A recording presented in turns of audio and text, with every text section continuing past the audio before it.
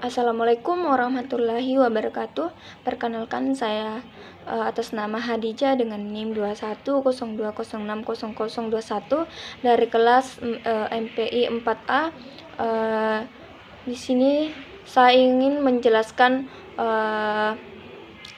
tugas UTS, yaitu menjelaskan dari beberapa materi yang telah diberikan, yaitu sekaitan dengan tugas mata kuliah perencanaan pendidikan. Nah, materi yang pertama yaitu tentang perencanaan pendidikan. Nah, perencanaan adalah proses penentuan tujuan atau sasaran yang hendak dicapai dan menetapkan jalan dan sumber yang diperlukan untuk mencapai tujuan itu seefisien dan seefektif mungkin. Nah, pengertian perencanaan pendidikan adalah kegiatan berkaitan dengan usaha merumuskan program pendidikan yang di dalamnya memuat segala sesuatu yang akan dilaksanakan. Penentuan tujuan pendidikan, kebijakan dalam pendidikan, dan arah yang akan ditempuh dalam kegiatan pendidikan.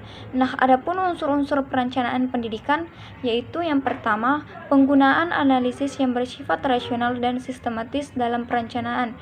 Yang kedua, proses pembangunan dan pengembangan pendidikan.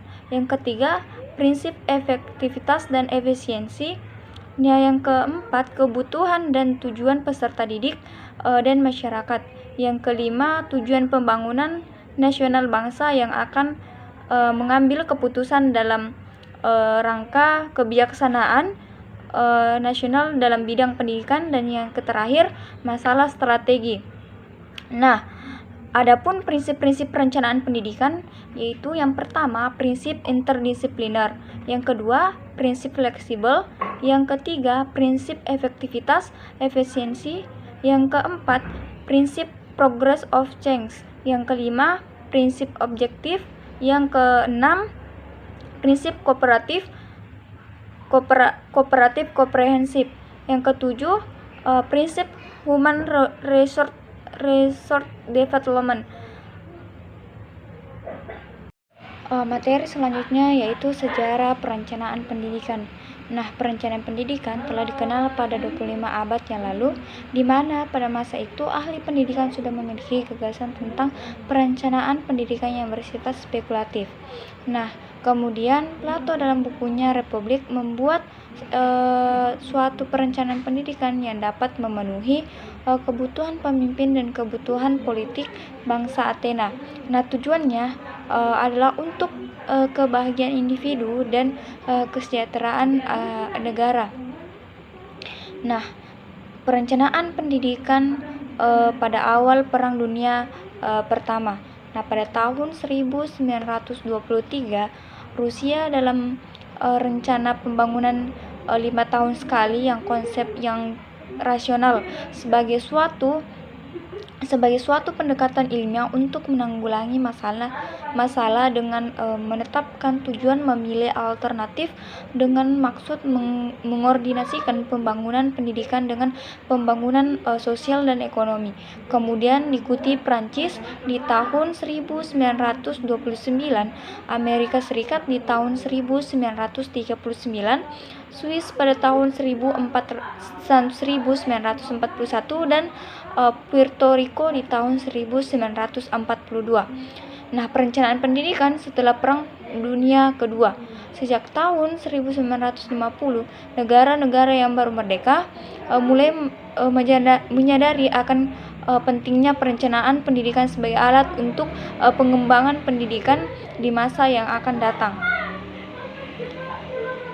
Di antaranya negara India, Ghana, Maroko, Kolombia, Maroko, Pakistan, dan Tunisia.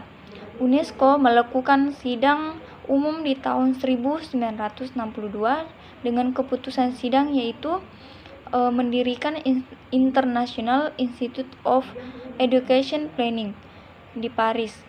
Nah, tugas utama institusi yaitu melaksanakan pendidikan, pelatihan, spesialisasi, perencanaan pendidikan tingkat tinggi,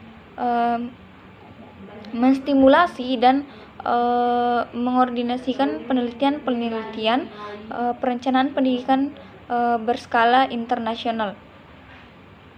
Nah, perkembangan perencanaan pendidikan di Indonesia dimulai pada tahun 1967, di mana seorang ahli perencanaan ekonomi berkebangsaan Belanda yang bernama Profesor Detrandes Tirbergen pernah datang ke Indonesia untuk memberikan semangat kepada para pejabat pendidikan agar mulai belajar teknik-teknik perencanaan secara sistematis.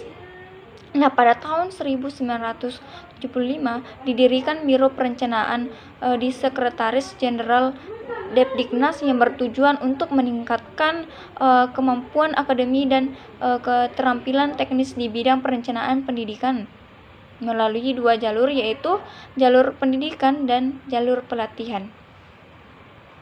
Nah, materi selanjutnya yaitu masalah dan tantangan perencanaan pendidikan. Adapun masalah perencanaan pendidikan yaitu pertama, rendahnya sarana fisik, yang kedua, rendahnya kualitas guru, yang ketiga, rendahnya kesejahteraan guru, yang keempat, rendahnya prestasi siswa, yang kelima, rendahnya kesempatan pemerataan pendidikan, yang keenam, rendahnya relevansi pendidikan dengan kebutuhan, dan yang terakhir, mahalnya biaya pendidikan. Nah, adapun tantangan perencanaan pendidikan, yang pertama, perubahan kurikulum yang begitu cepat. Nah, yang kedua, tuntunan penggunaan teknologi yang tinggi dalam pendidikan. Yang ketiga, kesulitan untuk mempraktikkan ilmu dalam kegiatan sehari-hari. Nah, yang keempat, perhatian terhadap perlindungan hak asasi manusia. Nah, yang keenam, masih adanya upaya mencari keuntungan melalui pendidikan. Dan yang terakhir, fasilitas prasarana. Materi selanjutnya yaitu fungsi perencanaan pendidikan. Nah, adapun fungsi perencanaan pendidikan yaitu yang pertama, sebagai pedoman bagi pelaksanaan kegiatan pembangunan pendidikan. Yang kedua, sebagai alat pengendalian pelaksanaan pembangunan pendidikan. Yang ketiga, sebagai alat untuk menjamin mutu pembangunan pendidikan. Yang keempat, sebagai alat pencapaian tujuan pendidikan secara efektif dan efisien. Yang kelima, sebagai sarana untuk menjamin kelancaran pencapaian tujuan pembangunan pendidikan. Yang keenam, sebagai sarana untuk memperjelas visi, misi, dan strategi pembangunan pendidikan. Dan yang terakhir, sebagai alat yang logis dan sistematis untuk mengubah sistem pendidikan yang arah yang lebih baik. Nah, itu materi selanjutnya yaitu teori perencanaan pendidikan. Nah, teori ini memiliki 5 teori, yaitu yang pertama, teori sinoptik.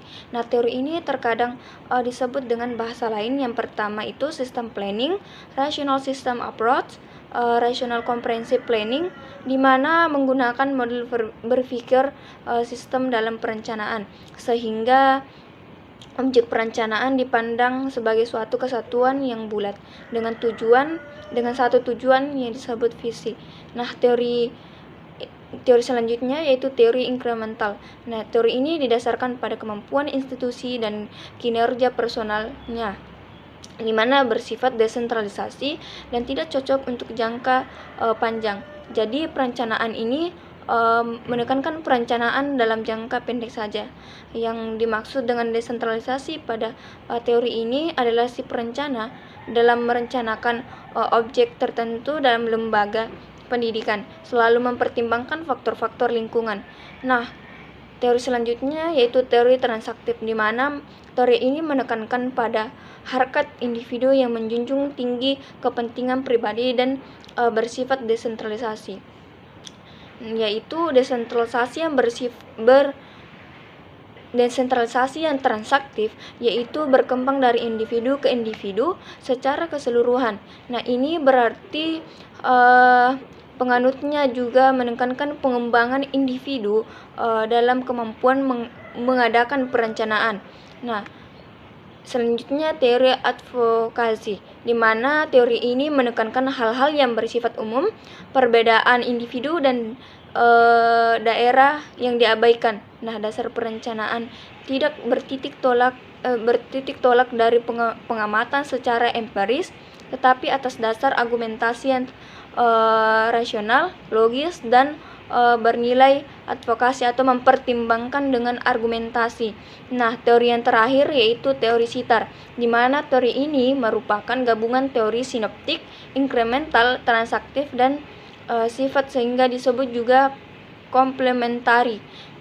Planning process, teori ini menggabungkan kelebihan dari teori-teori tersebut sehingga lebih lengkap karena teori ini memperhatikan situasi dan kondisi masyarakat atau lembaga tempat perencanaan itu akan diaplikasikan. Nah, teori selanjutnya atau teori yang terakhir adalah prinsip-prinsip perencanaan pendidikan. Nah, di mana prinsip-prinsip perencanaan pendidikan ini juga memiliki 5 prinsip, yaitu yang pertama, prinsip akhlak, di mana proses pendidikan merupakan sebuah proses pembelajaran yang melibatkan pendidikan dan peserta didik secara langsung.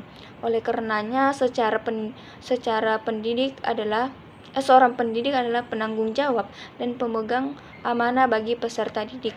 Nah, selanjutnya prinsip kreatif dan inovatif. Sebuah proses menghadirkan seorang pendidik yang kreatif dan inovatif agar proses pembelajaran dapat berjalan menyenangkan dan tidak membosankan. Oleh karenanya, dituntut kesungguhan dalam menjalankan tugas sebagai seorang pendidik. Nah, prinsip selanjutnya yaitu prinsip efisien, di mana sebuah perencanaan pendidikan yang membutuhkan biaya yang besar tentunya dalam hal penggunaan anggaran yang sangat dituntut untuk melakukan efisien yang tinggi agar anggaran dapat dipergunakan secara tepat tanpa adanya pengeluaran biaya secara sia-sia. Nah, selanjutnya prinsip berkelanjutan atau kontinu, di mana sebuah amalan yang paling disukai adalah amalan yang dilakukan secara terus-menerus walaupun secara kuantitas tidak banyak. Hal ini adalah batas minimal, terlebih lagi jika amalan yang dilakukan dengan kuantitas. Nah, prinsip yang terakhir yaitu prinsip tanggung jawab menyeluruh di dunia dan akhirat, yaitu yang pertama, pribadi dan kelompok di dunia semasa kehadiran manusia di dunia. Penyimpangan yang dilakukan oleh seseorang akan berimbas pada dirinya dan lembaga pendidikan yang menaungnya.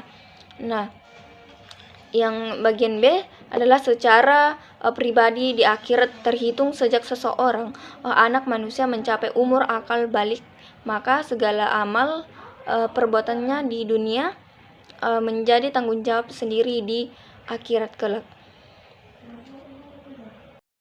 Jadi itulah tadi ada 6 materi yang sempat saya jelaskan sekaitan dengan